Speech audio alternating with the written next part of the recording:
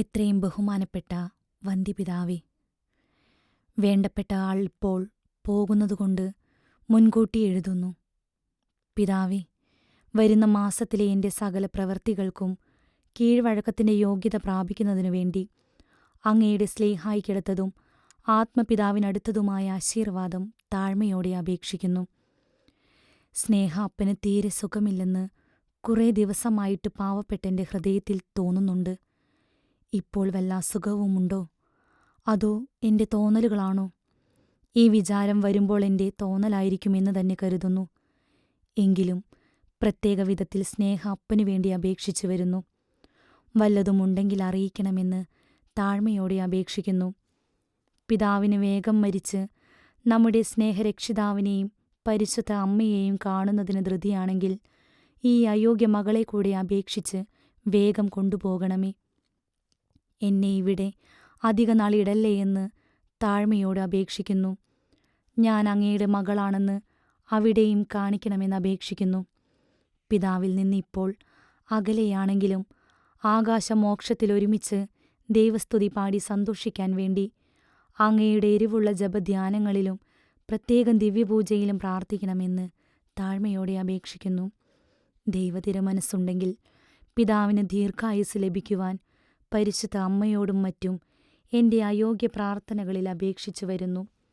ഇതല്ലാതെ പാവപ്പെട്ട ഈ മകളാൽ ഒന്നും ചെയ്യാൻ കഴിയുകയില്ലെന്ന് സ്നേഹ അപ്പന് നല്ലപോലെ അറിയാമല്ലോ. എനിക്ക് യാതൊരു പുണ്യവുമില്ല. എൻ്റെ ആത്മരക്ഷയുടെ കാര്യം സ്നേഹ അപ്പനെ ഞാൻ ഏൽപ്പിച്ചിരിക്കുന്നു. പിതാവിൻ്റെ ആഗ്രഹം പോലെ ശീശ്മക്കാരുടെ കേസിൻ്റെ വിജയത്തിനു വേണ്ടിയും പാപികളുടെ മാനസാന്തരത്തിനു വേണ്ടിയും പിശാചിൻ്റെ ഉപദ്രവം നീങ്ങുന്നതിനു വേണ്ടിയും പ്രത്യേകിച്ച് അപേക്ഷിക്കുന്നുണ്ട്.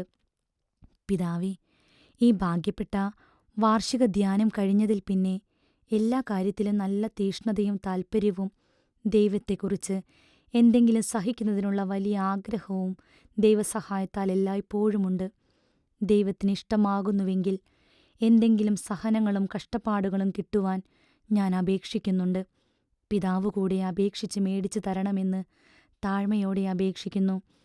ഈ 10 ദിവസങ്ങളിൽ സ്നേഹാപ്പൻ എന്തുമാത്രം ഓർത്തുവെന്ന് ഞാൻ പറയണമെന്നില്ലല്ലോ.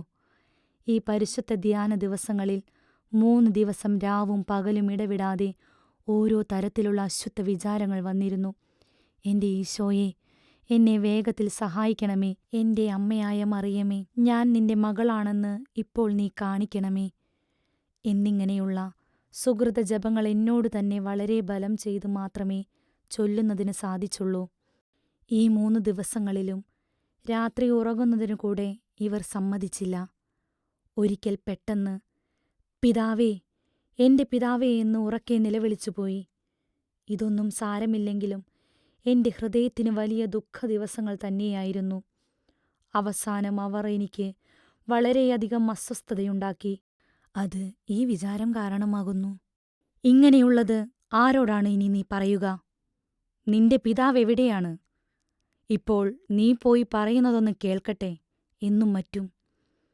ഈ സമയത്ത് വളരെ ദുഃഖം എൻ്റെ ഹൃദയത്തിൽ വന്നു. കുമ്പസാരിക്കുന്നതിന് അല്പം മടിയും ഇതുമൂലമുണ്ടായി. എങ്കിലും പരിശുദ്ധ അമ്മയുടെ സഹായത്താൽ ഇങ്ങനെ ഞാൻ എന്നോട് തന്നെ പറഞ്ഞു.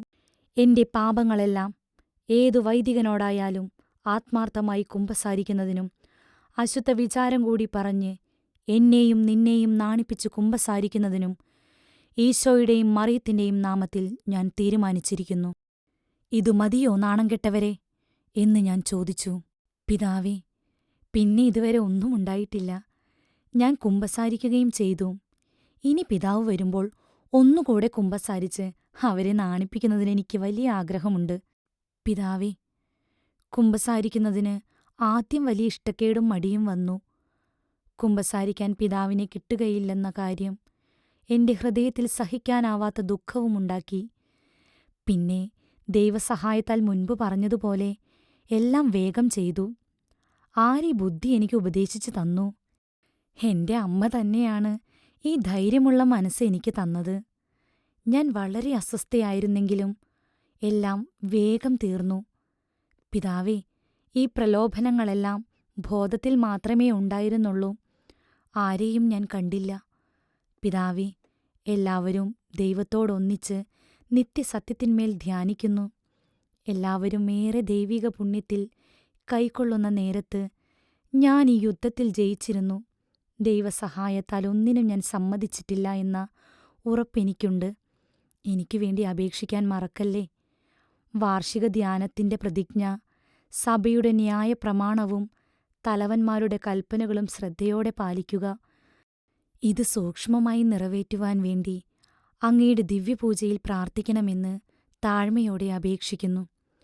സ്നേഹപിതാവ് ഞാറയ്ക്കൽ പോകുമ്പോൾ ഇവിടെ വരണമെന്നും അധികം ബുദ്ധിമുട്ടില്ലെങ്കിൽ അനുഗ്രഹമായി ഒന്ന് കാണാൻ ഇടയാക്കണമെന്നും താഴ്മയോടെയും മകൾക്കടുത്ത ഹൃദയത്തോടെയും അപേക്ഷിക്കുന്നു.